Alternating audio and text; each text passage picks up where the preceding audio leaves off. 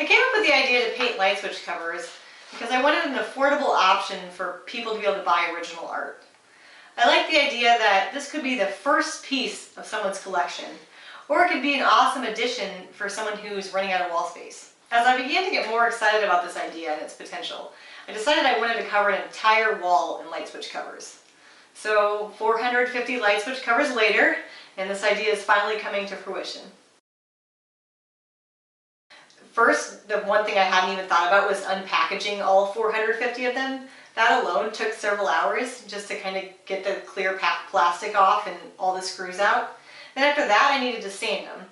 And I thought I was going to do that by hand. I thought I was just going to use sandpaper, and that was taking way too long. So I went out and bought a belt sander, and that still was taking quite a bit of time.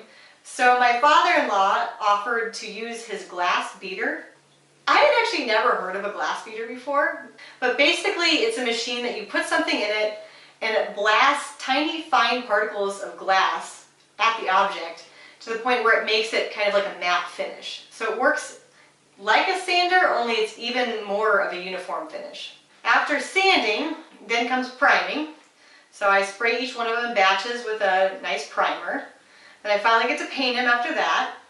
And then I have to clear coat them. And after clear coating, I sign each one of them and catalog it in my computer.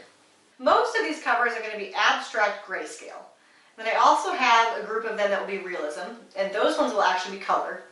And they will represent all of the cliches that people think of when they think of feminine or women. And then I also have a small group of 24 pieces that will actually make up a larger representational image. And then a few of them hidden throughout are going to be pieces from other paintings that I've done. And those paintings will also be on display. My biggest challenge has been working through the periods of artist block. When I first started out, I thought the possibilities were endless, and they really are. But after getting to maybe 300 or 350 light switch covers in, I started trying to figure out what else I could possibly do on a light switch cover. The thing that made me most excited about this project was, one, the scale. The idea that all of these pieces together are going to look totally different than each individual piece. So 450 of them on a whole wall, it's going to be something pretty cool when they all come together. The other thing that was a lot of fun for me was experimenting with new materials.